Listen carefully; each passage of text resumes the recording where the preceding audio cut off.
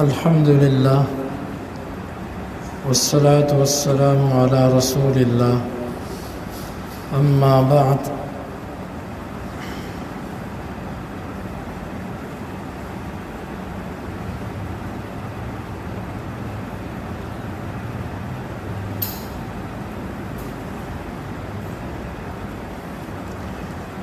باب ما قیل فی العمرہ والرقبہ، یہ باب ہے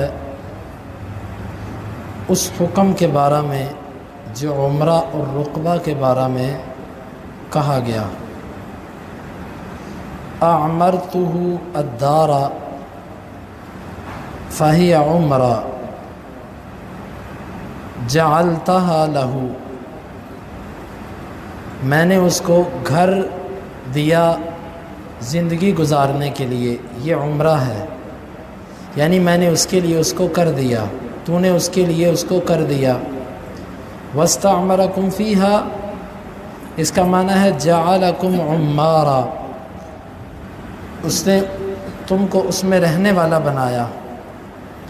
امام بخاری کہتے ہیں کہ ہمیں بیان کیا ابو نعیم نے، وہ کہتے ہیں ہمیں بیان کیا شیبان نے، وہ یحییٰ سے،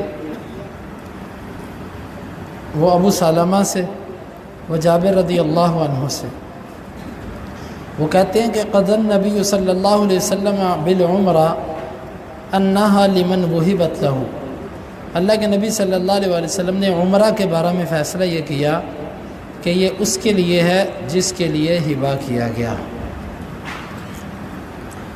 عربوں کے ہاں دو قسم کے ہبے چلتے تھے، ایک کا نام عمرہ تھا اور دوسرے کا نام رقبہ تھا۔ عمرہ یہ ہوتا تھا کہ کوئی بندہ کسی کو یہ کہہ دے کہ جتنی تمہاری زندگی ہے اتنی دیر تک یہ چیز میں تمہیں دیتا ہوں، اپنی زندگی میں اس چیز کو استعمال کرو، رہو۔ مثلا ایک گھر ہے، آپ کسی کو کہتے ہو جتنی تمہاری زندگی ہے یہاں پر رہو، لیکن جیسے تم فوت ہو گئے پھر یہ تمہارا نہیں ہے، نہ تمہارے بچوں کی وراثت ہوگی، بس یہ تمہاری زندگی تک تمہارے پاس ہے۔ ایک تھا رقبہ، رقبہ یہ ہوتا تھا کہ ہر بندہ دوسرے کی موت کا انتظار کرتا تھا۔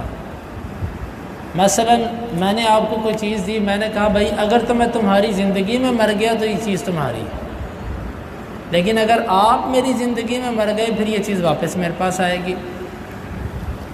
اس کے لیے رقبہ کا لفظ بولا جاتا تھا۔ یہ دو قسم کے ہبے عربوں کے ہاں معروف تھے۔ رسول اللہ صلی اللہ علیہ وسلم نے عمرہ کے بارے میں فیصلہ یہ کیا کہ یہ اسی شخص کے لیے ہے جس کو ہبہ کر دیا گیا، جس کو آپ نے ایک چیز زندگی بھر کے لیے دے دی، ہبہ کر دی۔ دیکھیں ہبہ کرنے میں اور ویسے کسی کو بسانے میں، کسی کے ساتھ احسان کرنے میں فرق ہوتا ہے۔ آپ ویسے کسی کو کہہ دیتے ہیں کہ بھئی تمہارے پاس گھر نہیں، چلو کچھ دیر میرے اس گھر پہ رہ لو، یہ میری ملکیت ہے تمہارا نہیں ہے، لیکن تم اس میں رہ لو 2 سال 10 سال 15 سال جتنی دیر رہنا رہ لو، یہ ایک الگ چیز ہوتی ہے۔ لیکن یہ کہہ دینا کہ بھئی وہ تمہارا ہو گیا جتنی تمہاری زندگی ہے، یہ ایک الگ چیز ہے، اس کو عمرہ کہتے ہیں۔ اس مسئلے میں اہل علم کا اختلاف ہے، علماء کے اس کے بارے میں تفصیل ہے، وضاحت ہے۔ کچھ اہل علم اس کے قائل ہیں کہ ایک دفعہ جب یہ بات کہہ دی تو یہ تحفہ اور ہبہ اسی کا ہو گیا جس کو ہم نے یہ کہا ہے، اور بعض کا یہ موقف ہے کہ نہیں، یہ اس کا نہیں ہوا بلکہ یہ اس کے مالک کا ہے، جیسے ہی وہ فوت ہوگا یہ چیز واپس اس کے پاس لوٹ جائے گی۔ تو انشاءاللہ العزیز اس مسئلے پر جانبین کے دلائل اور اس میں جو راجح موقف ہے وہ انشاءاللہ العزیز ہم آئندہ درس کے اندر بیان کریں گے۔ اللہ رب العالمین سے دعا ہے کہ اللہ تعالی ہمیں ان مسائل کو سنت کے مطابق سمجھنے کی اور اس پر عمل کی توفیق عطا فرمائے۔